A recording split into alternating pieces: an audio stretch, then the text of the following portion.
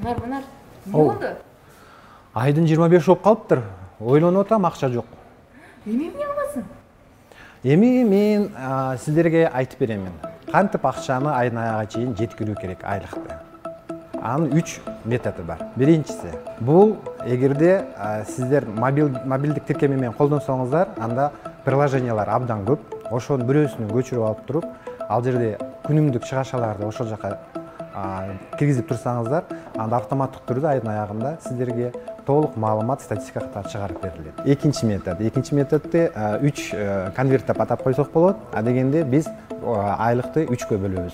Биринчи конвертке салабыз күнүмдүк чыгашаларды боло турган, бул обедке, транспортко кеткен. Экинчисине бул ай сайын боло турган постоянный расходдор, бул коммунальный услугалар, квартплата. Эгерде балдарың садикке барса, садикке кеткен чыгашалар. Эгерде арендага снимать эткен үй болсо, ошонун баардыгын чыгарып коебуз. Үчүнчүсү бул тамак аш расходдору. То есть бир айда канча биз тамак аш колдонобуз, жумшайбыз, расход кылабыз, ошол именно тамак аш сатып алууга.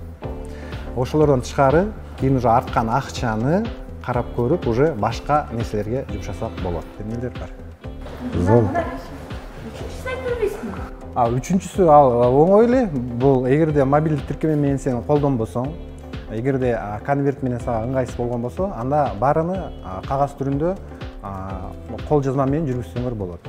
Бүт чыгашаларды жазасыңар, эсептейсиңер, акырына карап туруп, кээ бир эгерде чыгашалар силерге көбүрөөк деп көрүнгөн болсо, же азыраак болгон болсо, ичинен перераспределение кылсаңар болот.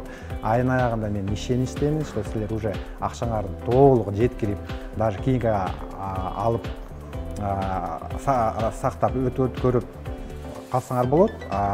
Эми силерге сунуш ошол 3 методдун бирөөсүнү тандап колдонуп көрүңүздөр. Бизге комментарийге жазыңыз, кайсысын тандадыңыз и кандай результат болду акырында.